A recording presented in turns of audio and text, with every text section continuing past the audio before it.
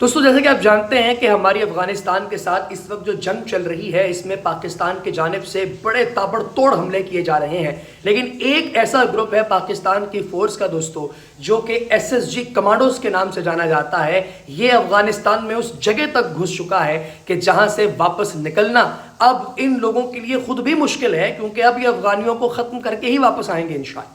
افغانستان کو بڑا شوق چڑھا تھا کہ وہ پاکستان کے ساتھ پنگا لے، اور یہ جو انگلی انہوں نے کی ہے اب ظاہر ہے کہ ان کو اس کے بدلے میں جو ہاتھ دیا جا رہا ہے یہ ان لوگوں نے ڈیزرو کیا تھا۔ میں آج کی اس ویڈیو میں بالخصوص آپ کو بتانا چاہتا ہوں افغانستان کے بارے میں۔ آپ خبریں تو سن ہی رہے ہیں کہ تقریباً 300 کے قریب افغان دہشت گردوں کو جہنم واصل کر دیا گیا، کئی ان کے سینکڑوں جو ہیں وہ اس وقت شدید زخمی ہیں، لیکن پاکستان کی جانب سے بھی تقریباً 12 سے 15 کے درمیان فوجی جوان جو ہیں انہوں نے جام شہادت نوش کیا۔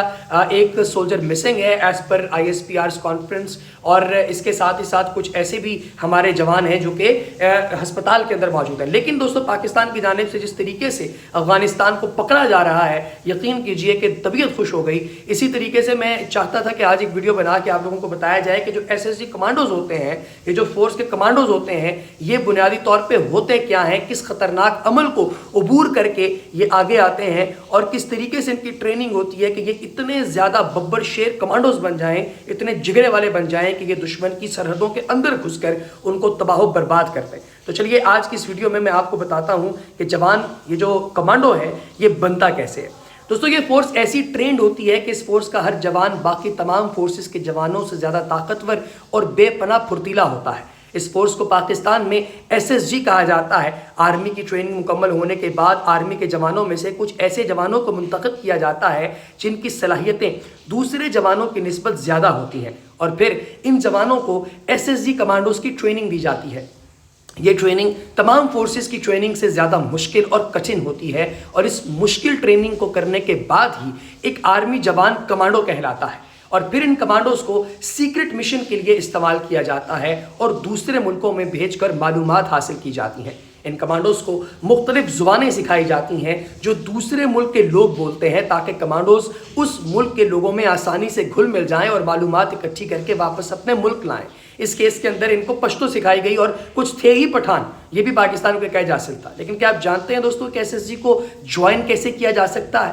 سب سے پہلے SSG میں شامل ہونے کے لیے ضروری ہے کہ آپ ایک فوجی ہوں، اور فوج میں شامل ہونے کا تجربہ کم از کم 5 سال کا ہو۔ لیکن یہ ضروری نہیں کہ آپ آرمی کے کس شعبے سے ہوں، بس آرمی میں ملازم ہونا ضروری ہے۔ آج کل 2 سے 3 سال والا فوجی بھی SSG میں اپلائی کر سکتا ہے، لیکن ایک بات یاد رکھیے کہ آپ اپنی مرضی سے SSG میں شامل نہیں ہو سکتے، کیونکہ ہر فوجی اس فورس میں نہیں لیا جا سکتا۔ اس فورس کی بھرتی جب آتی ہے تو اس فورس کے نمائندے خود آرمی کو وزٹ کرتے ہیں، اور وہ پھر اچھی کارکردگی دکھانے والے فوجی افسران کو آفر کرتے ہیں۔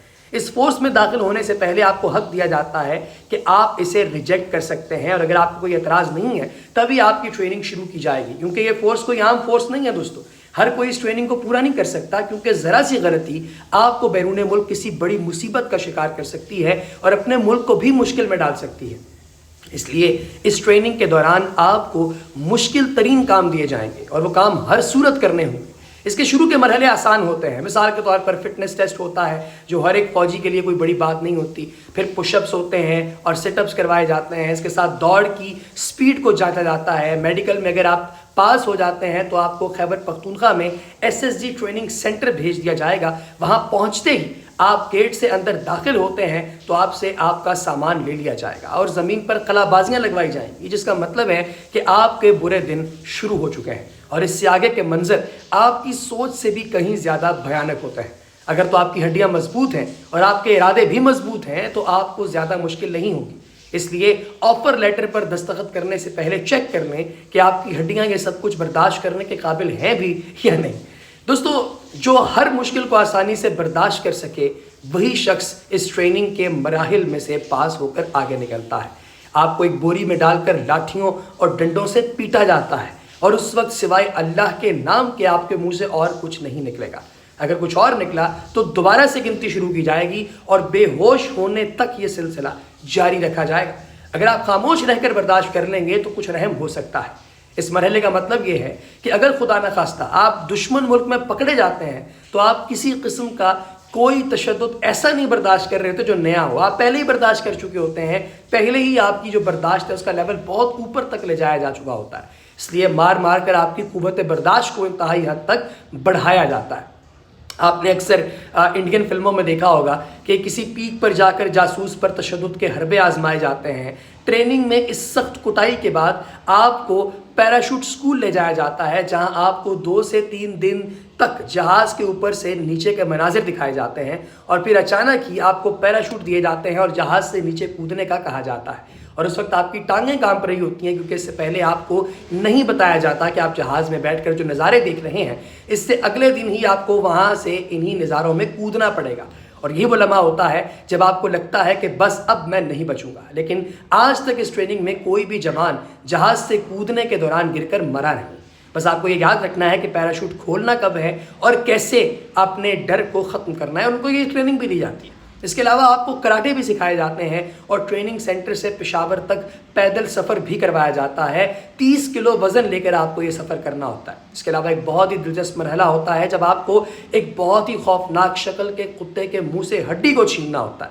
اس کا مقصد یہ ہے کہ آپ ہر ناممکن کام ممکن میں بدل سکتے ہیں. اس کے بعد آخری مرحلے میں آپ کو ایک نقشہ دیا جاتا ہے اور جگہ کی نشاندہی کی جاتی ہے جہاں آپ کو نقشے کی مدد سے پہنچنا ہوتا ہے, اور پھر آپ کو ایک جنگل میں چھوڑ دیا جاتا ہے اور وہاں سے آپ کو اکیلے واپس آنا ہوتا ہے. حالانکہ آپ پر مسلسل نظر رکھی جاتی ہے لیکن آپ کو پتہ نہیں چلتا.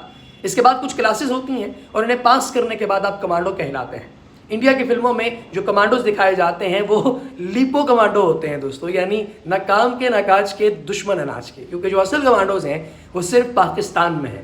کیونکہ اگر دنیا بھر کی مضبوط ترین فورسز کی بات کی جائے تو بے شک وہ SSG کمانڈو فورس ہے. ہمارے بے شمار کمانڈو انڈیا میں گئے اور وہاں جا کر انہوں نے ایسے کارنامے سر انجام دیے کہ انڈیا والے آج بھی سر پکڑ کر بیٹھے ہیں کہ آخر مسلمان اتنے زیادہ فاسٹ اور اتنے زیادہ تیز کیسے ہیں.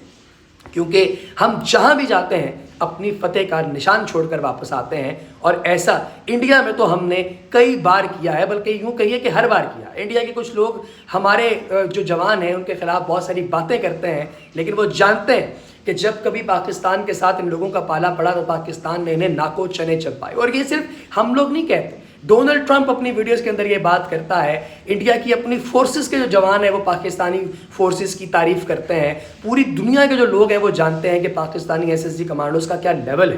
تو دوستو, اللہ پاک کی ذات سے یہی دعا ہے کہ وہ پاکستان کو ہمیشہ زندہ باد رکھے, اس قوم کے جوانوں کو پائندہ باد رکھے, اور ہمیں اس قابل بنائے کہ ہم اپنے ملک و قوم کے لیے کچھ کر سکیں.